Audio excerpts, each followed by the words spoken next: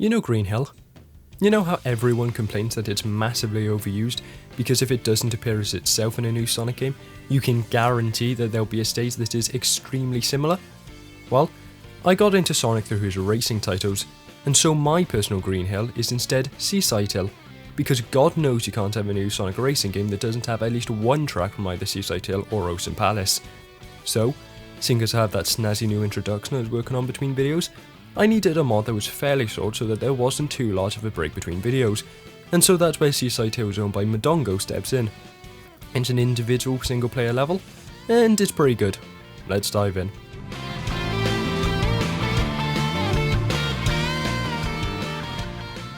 Seaside Hill is a short and sweet level. I was generally getting times of between 2 to 3 minutes, and they were hardly setting speedrun record paces. It's got a pretty high number of branching paths that means you're unlikely to take the same route over and over again, but it makes the surprising decision to not really make any of them character specific.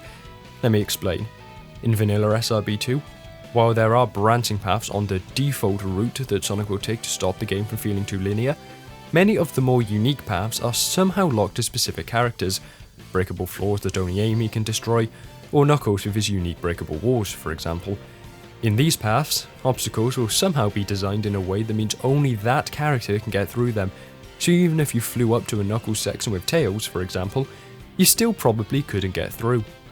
Here, while there are a few sections where only a selection of characters can reach, the path afterwards is usually accessible to anyone, and again with only a few exceptions, many of them are very short divergences before being spat out back on the main path, unlike vanilla SRB2, where especially in later levels different character paths can be really quite long.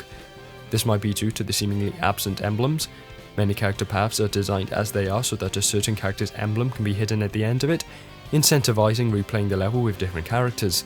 Seaside Hill doesn't seem to have any emblems, or if it does, they are extremely well hidden and I didn't find any indication of them, so different character paths aren't as necessary.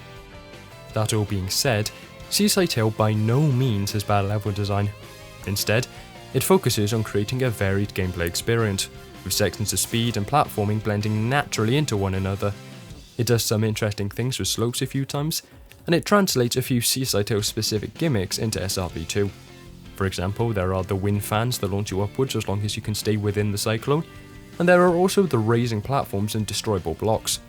It also has a few instances where it makes use of golden monitors, which infinitely respawn a specific item, to create interesting routes.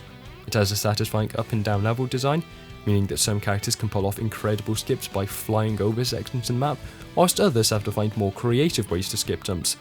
My experience with Seaside Hill outside of the racing titles is admittedly limited to Sonic Generations, which fuses it with elements from Ocean Palace, but I was surprised by how little the level utilises the temple elements of the zone.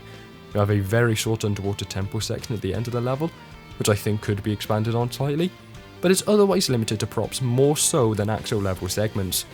The only other part I'm confused by is this other route to the level end, with these two large wheels and a stone door. I assumed this may be a way for Sonic to skip the underwater section, spin on the wheels to open the door, something like that, but it doesn't seem to do anything, so I can't tell if I'm missing something or just obsessing over level decoration. Overall, good level design, just don't really expect to be taking different routes with different characters, as your access to paths is exclusively dependent on whether you have a vertical traversal ability or not. One thing I'd like to briefly mention before moving on is record attack. You all know I primarily record using that mode, as it means I don't need to play through the whole game to test characters out on specific levels, but as a single level mod I didn't need to do that here. I checked it anyway, and I noticed that Seaside Hill doesn't seem to have properly implemented time and score thresholds. This lends further credence to there not being emblems because 1 minute 20? That's a time I can absolutely believe people could get, and I want to know if there are any speedruns for this level to confirm that, but it is definitely beyond complete level quickly and much more set a speedrun time. The other usually collectible emblem is 4 rings. You need 500 of them. I haven't gone and counted, but I would be more surprised to find that there are 500 rings in Seaside Hill than I would be if there weren't. I assume these are just the default amount for both emblems, and it isn't a massive issue, but it'd be nice to see at least these 2 emblems be added to the level, seeing as I doubt it'd require any level editing like adding character ones would.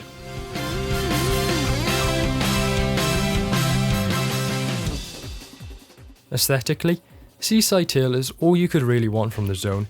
It seems to use textures from one of the official versions. I couldn't say which, but I'd assume probably Generations, which leads to inconsistency between the level geometry and actual props and gimmicks, but that has never really been a problem in my eyes with any mod.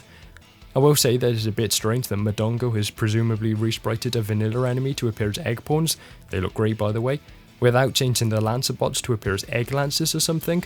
I'd assume it'd be down to differences between sprite and hitboxes, but they stand out when other enemies have been modified.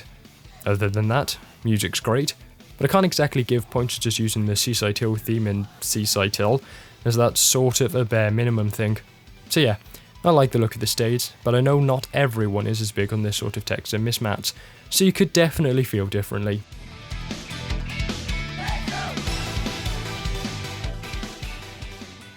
Overall, Seaside Hill is a good modded level. It has good level design, good graphics, no real flaws, just stuff I would like to see added on top of an already complete package.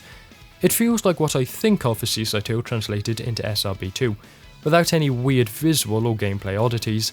Seeing as every part of the level is good, I'll give it a good 6 out of 10. All I'd say it needs is some more incentive to replay it beyond getting a better time on recording footage, probably with emblems, as it is currently a one and done sort of level.